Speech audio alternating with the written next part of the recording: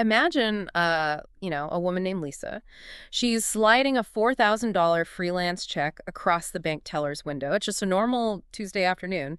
And she's doing exactly what she's done for, like, over a decade. Right, just a regular errand. Yeah, exactly. And on her way out the door, she passes that little blue and white FDIC insured sticker right at eye level. To Lisa, and I mean, honestly, to most of us, that sticker means one simple thing. Her money is safe. Because the government said so. Right. But what Lisa doesn't know, and what we're going to get into today, is that the sticker is telling a very specific conditional version of the truth. It's a truth with these really rigid limits, strict boundaries, and honestly, a massive amount of fine print that everyday Americans usually just ignore. And, it is entirely by design that this sticker projects that sense of absolute security. The entire banking system relies on confidence, right? If depositors don't believe their funds are safe, the fractional reserve model just, it collapses. But that feeling of comprehensive safety is kind of an illusion. We tend to view that little blue sticker as this magical force field that protects the entire building, the institution, and, like, every financial product inside it. Which is exactly why we're doing this. Welcome to this deep dive into your financial security. Our mission today is to, pull back the curtain on the actual mechanics of bank failures and deposit insurance. Yeah, looking past the marketing. Exactly. We are looking past the marketing to figure out exactly how the structural plumbing of your money works in a crisis. And look, the goal here isn't to induce panic. It's actually the absolute opposite. We are extracting the vital realities from our sources today so you can structure your wealth, your retirement, and your savings with genuine resilience. Knowledge is power. Totally. So let's start with the safety net itself, because before you can trust the system, you really have to know who is actually holding the net and how it gets funded. Well, you have to look at the Federal Deposit Insurance Corporation as a highly specialized insurance company for banks, not a taxpayer-funded charity. And a lot of people get that wrong. Whoa, yeah. People definitely assume it's just tax dollars. Exactly. It was created in 1933, after those devastating bank runs during the Great Depression, and it operates independently. Every bank that wants that blue sticker on its door has to pay ongoing premiums into a central pool. Like paying for car insurance. Basically, yeah. It's known as the Deposit Insurance Fund. When a bank mismanages its balance sheet and goes under, the FDIC uses that central pool of premiums to step in and make the depositors whole. But, and this is crucial, they only do that up to a strict mathematical threshold. Right, and that threshold is the golden rule everyone thinks they have memorized, the $250,000 limit. But the full regulatory phrasing is actually $250,000 per depositor, per insured bank, per ownership category. That last part is where the trouble starts. Oh, big time. That last phrase is where people start making catastrophic errors, especially as they approach retirement. Okay, let's unpack this. If you have $50,000 in a checking account and $100,000 in a savings account at the same bank, the coverage follows you as the depositor. It aggregates your funds. Right, it adds them up. Yeah, so your $150,000 is fully covered, but if you have $300,000 spread across those two individual accounts, $50,000 is completely uninsured. It's just sitting out in the open. Which is why understanding the per ownership category thing is the ultimate key to extending your protection within a single institution. The FDIC evaluates coverage based on the legal entity holding the funds, not, the number of accounts you have. Right. So think of the FDIC like a bouncer at an exclusive club with a very strict VIP list. The bouncer does not care how many different jackets you bring to the club, like your checking, savings, money market. They only count you, the individual person. You get one $250,000 VIP pass. I love that analogy. Right. To get more passes at that same club, you have to bring fundamentally different legal entities with you. A joint account with your spouse is a separate entity on the list. A retirement account like an IRA is a separate entity. Or a formally structured trust is another one. That bouncer analogy perfectly illustrates the underlying mechanism. The FDIC strictly enforces these categories to limit systemic exposure while ensuring everyday retail liquidity is protected.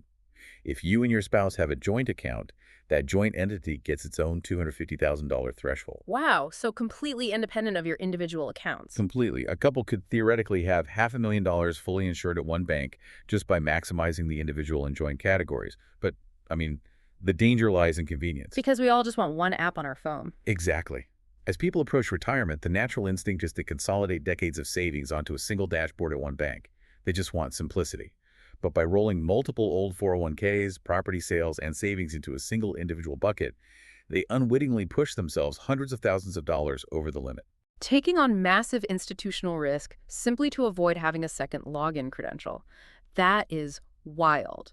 But hey, here's where it gets really interesting. If the bouncer is only protecting the specific VIP list of deposit accounts, what happens to everything else inside the club? Yeah. The other products. Right, because you walk past the FDIC sticker on the door, sit down at a nice mahogany desk in the bank lobby, and you buy some mutual funds or maybe some municipal bonds for your portfolio. You are physically inside an insured bank, interacting with bank employees. It is incredibly easy to assume those assets are covered under the exact same umbrella. They are not. And the jurisdictional boundary here is completely unforgiving. Really, like no exception. None. The FDIC only insures par value deposits, so checking, savings, money markets, and certificates of deposit, or CDs. The mandate is to protect cash liquidity. A dollar is guaranteed to be a dollar. But investments inherently fluctuate in value. Right, the stock market goes up and down. Exactly. If we connect this to the bigger picture, the FDIC cannot and will not underwrite market volatility. Even if you purchase a mutual fund or an ETF directly through your bank's brokerage arm, those are not deposits. Right, they fall under a completely different regulatory framework, SIPC, which protects against a broker stealing your assets or going bankrupt, but does absolutely nothing to protect you from the market dropping. Exactly. SIPC isn't going to save you if your stock picks tank. Yeah. And the exclusions don't stop at traditional securities either. Oh, like what else? Well, if you hold cryptocurrency through a bank's partnered custody service, the FDIC is entirely absent. Crypto is not a recognized deposit product. Period. Okay, that makes sense for crypto, but what about the physical stuff? Like a safe deposit box inside the box literal vault. Even those operate under a different legal framework entirely. Safe deposit boxes are governed by laws of bailment, not deposit insurance.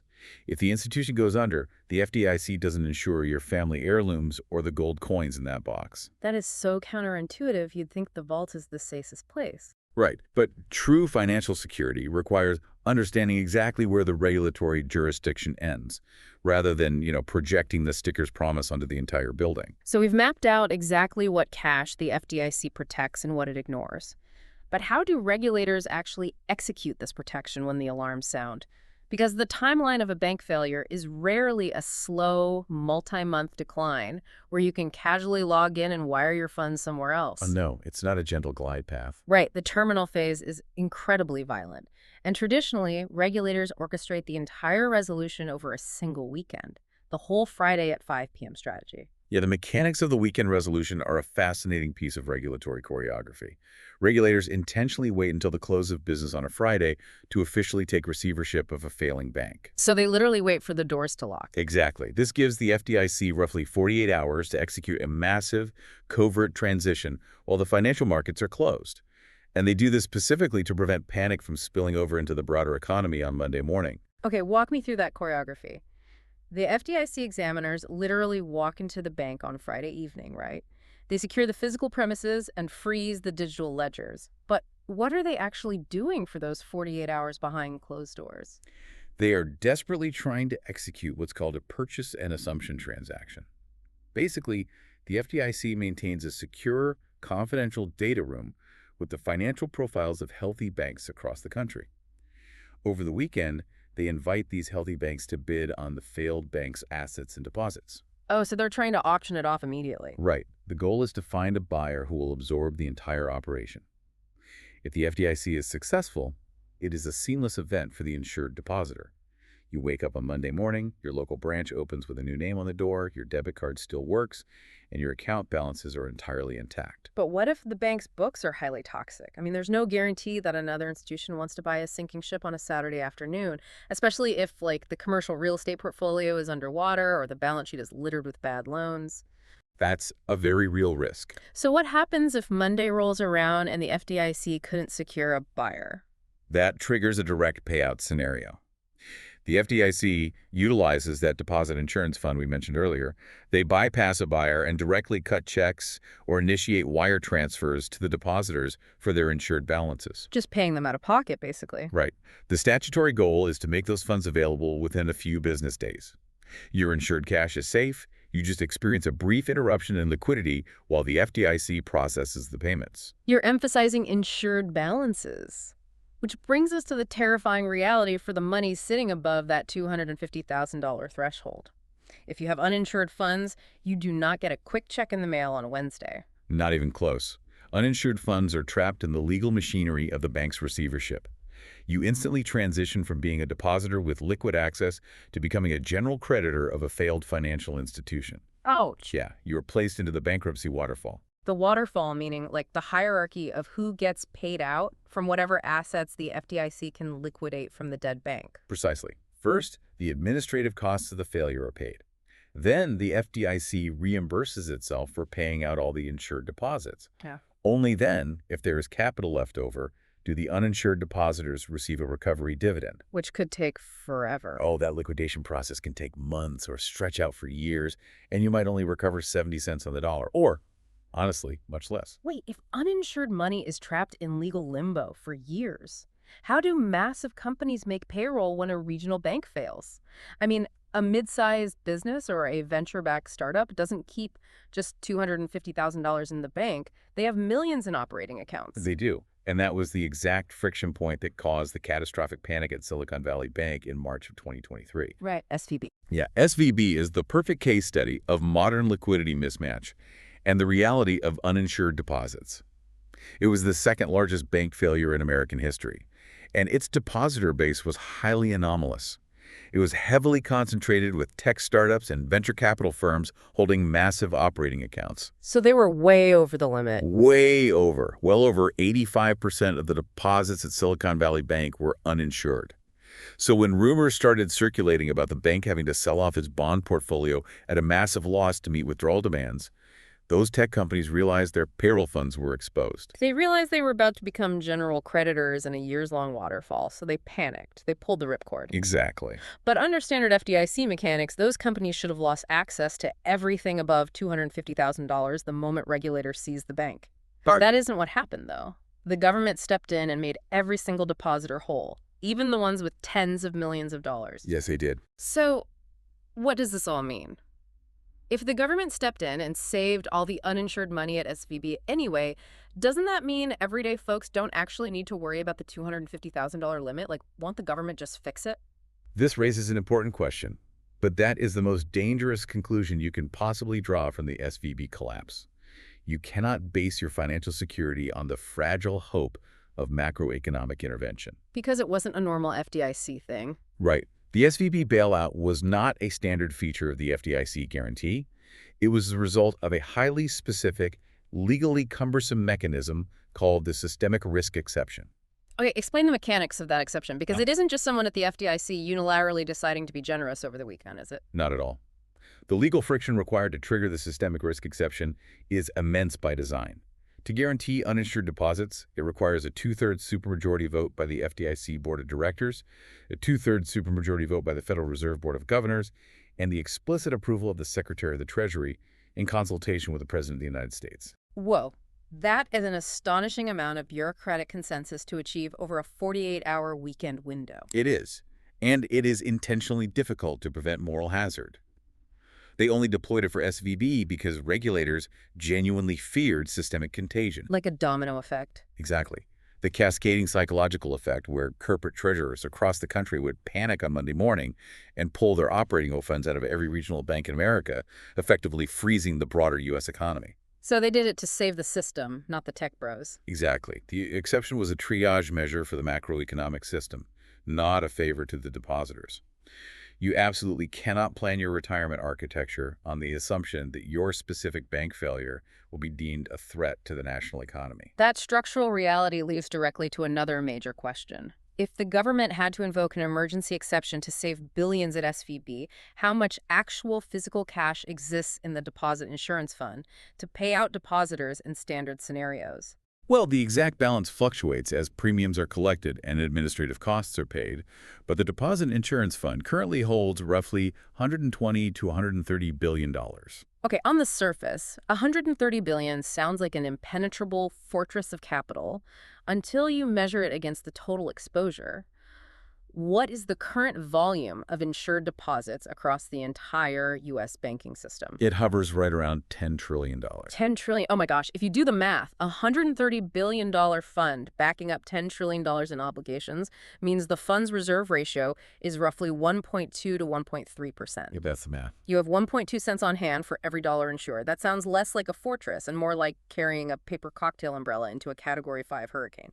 How does a 1.2% reserve ratio theoretically inspire the confidence required to prevent a nationwide bank run? Because insurance frameworks operate on actuarial reality, not the assumption of simultaneous total collapse. Yeah. The 1.2% ratio is statistically calibrated for normal operation. Meaning what exactly? Historically, that means absorbing the localized impact of one or two small to mid-sized regional bank failures in a given economic cycle. For those isolated events, $130 billion of highly liquid capital is more than sufficient to execute the purchase and assumption transactions or cut the payout checks without straining the system. Okay, but what happens when the actuarial reality breaks down? Like, if we enter a severe macro crisis where multiple large institutions experience massive failure simultaneously, $130 billion would evaporate almost instantly. If the fund runs dry, does the blue sticker just stop working? That is where the structural plumbing of fiat currency comes into play. In a severe systemic crisis where the deposit insurance fund is depleted, the FDIC is not left empty-handed. Oh, they have a backup plan. Yes. By statute, the FDIC has a massive line of credit and the legal authority to borrow directly from the U.S. Treasury, and the Treasury ultimately is backstopped by the federal government's sovereign ability to create money. Ah, so the 1.3% reserve fund is just the vanguard. The true backstop is the macroeconomic engine of the United States. Exactly. The Treasury is the ultimate failsafe, not the first line of defense. But understanding this architecture is what separates blind trust from informed resilience. Just look at the historical track record of this mechanism. Which is pretty solid, right? It's perfect. Yeah. In over 90 years of operation, through recessions, the 2008 financial crisis, and modern systemic shocks, not a single depositor has ever lost a single cent of insured deposits. The system is profoundly successful when you play strictly within its rules. Which brings us to the practical application of everything we've dissected today. How do you take these mechanics and apply them to your own balance sheet? Right. What can everyday people actually do? Exactly. The first step is verifying your actual coverage boundaries.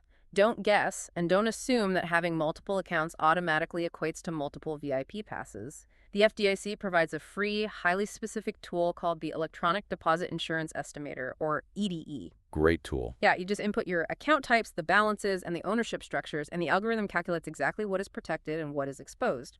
And if you run that calculation and find out you are holding exposed cash, step 2 is extending your protection by utilizing multiple charters.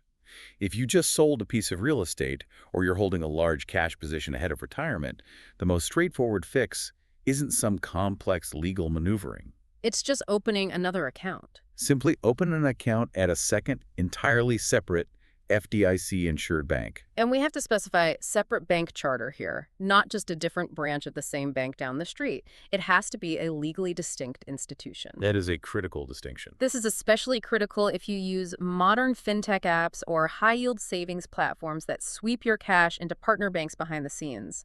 If two different apps are sweeping your cash into the exact same back-end bank charter, those funds are aggregated together against your single $250,000 limit. That is a brilliant point regarding modern digital architecture.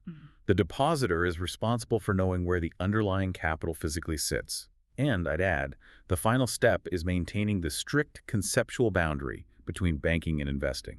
Separation of risk. Your cash liquidity needs absolute protection from market volatility, which is what the FDIC provides. Sure. Your investment portfolio requires taking on market risk to generate yield. Those two functions operate under entirely different regulatory safety nets. Completely different. You cannot assume that because you bought a bond or an equity index fund inside a bank building, it is shielded from economic reality. Let's bring the conversation back to Lisa, depositing her freelance check on a Tuesday. When she walks out of that lobby, her money is genuinely safe. But it isn't safe because of an invisible magical force field projected by the sticker on the door. Right. It is safe because she holds less than $250,000 at that specific institution.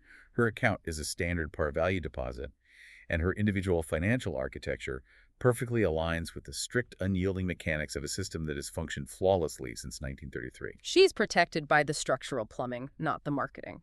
And understanding that plumbing empowers you to build a resilient financial plan no matter what the broader economy does. Absolutely. But, before we wrap up this deep dive, I want to leave you with a final structural reality to mull over as you assess your own accounts.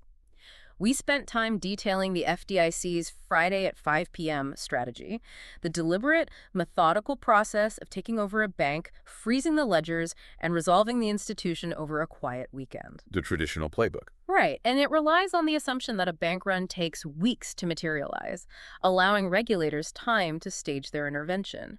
But look again at Silicon Valley Bank. That bank run did not take weeks. It happened in barely 48 hours. It was incredibly fast. It was fueled almost entirely by panic spreading rapidly on social media, and the capital flight was executed by corporate treasurers moving billions of dollars instantaneously from their smartphones. Just clicking a button. In an era where a digital bank run can drain the liquidity of a massive institution in a matter of hours on a Wednesday morning, will the traditional regulatory strategy of waiting for the Friday closing bell still function? Or is the sheer velocity of modern digital banking beginning to outpace the architecture of a 90-year-old safety net? Something to think about.